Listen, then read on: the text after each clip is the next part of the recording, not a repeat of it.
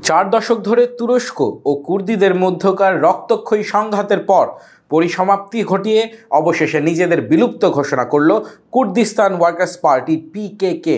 সোমবার পিকেকে ঘনিষ্ঠ বার্তা সংস্থা ফিরাত নিউজ এজেন্সির এক প্রতিবেদনে জানানো হয়, দলটি আনুষ্ঠানিকভাবে তাদের সশস্ত্র সংগ্রাম বন্ধ করার পাশাপাশি সংগঠনের কাঠামো বিলুপ্ত করেছে।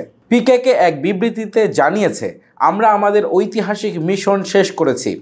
এখন থেকে কুর্দি জাতির গণতান্ত্রিক ভবিষ্যৎ গঠনের দায়িত্ব রাজনৈতিক দল ও নাগরিক সমাজের।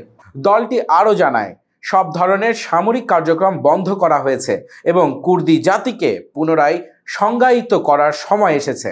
এই ঘোষণা আসে এমন এক সময় যখন তুর্কি সমাজে নতুন করে শান্তি আলোচনার আহ্বান উঠেছিল। চলতি বছরের ফেব্রুয়ারিতে পিকেকের প্রতিষ্ঠাতা ও কারাবন্দী নেতা আবদুল্লাহ অকলান সব সশস্ত্র গোষ্ঠী ভেঙে দেওয়ার আহ্বান জানান। তার পরিপ্রেক্ষিতেই এই ঐতিহাসিক সিদ্ধান্ত আসে। পিকেকের এক বিদ্রোহের ইতিহাস কুর্দিস্তান ওয়ার্কার্স পার্টি, সংক্ষেপে পিকেকে, প্রতিষ্ঠিত হয় 1978 সালে। আবদুল্লাহ অকলানের নেতৃত্বে গড়ে ওঠা এই সংগঠন মূলত তুরস্কের কুর্দিদের জন্য স্বায়ত্তশাসন বা স্বাধীনতার দাবিতে প্রতিষ্ঠিত হয়। 1984 সাল থেকে তারা সশস্ত্র সংগ্রাম শুরু করে, যার ফলে তুরস্কের পূর্বাঞ্চলে শুরু হয় দীর্ঘস্থায়ী সংঘর্ষের। এই দীর্ঘ যুদ্ধে প্রাণ হারিয়েছেন প্রায় 40,000 মানুষ। তুর্কি সরকার ও পশ্চিমা দেশগুলো পিকেকে একটি সন্ত্রাসী সংগঠন হিসেবে তালিকাভুক্ত করেছে। তবে সংগঠনটি বারবারই নিজেদের দমন পীড়নের বিরুদ্ধে প্রতিরোধকারী বলেই দাবি করেছে। 2000-এর দশকে তুর্কি সরকারের সঙ্গে কিছু শান্তি আলোচনা হলেও তা বারবার ভেস্তে যায়।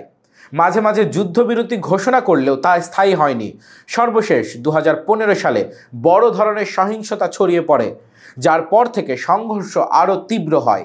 এক নতুন পথে কুর্দিরা পিকেকে জানিয়েছে, এই বিলুপ্তির মধ্য দিয়ে তারা রাজনৈতিক কৌশলে বিশ্বাস রাখছে। কুর্দিদের রাজনৈতিক দলগুলো এখন গণতন্ত্র প্রতিষ্ঠা ও একটি গণতান্ত্রিক কুর্দি জাতি গঠনের দায়িত্ব পালন করবে। তবে ভবিষ্যতে পিকেকে যোদ্ধাদের কি হবে, তারা কোথায় যাবে, কিংবা কোনো আন্তর্জাতিক সমঝোতার আওতায় তাদের নিরাপত্তা নিশ্চিত করা হবে কিনা, এসব প্রশ্ন এখনও স্পষ্ট নয়। তুর্কি সরকার এখন পর্যন্ত আনুষ্ঠানিক প্রতিক্রিয়া জানায়নি।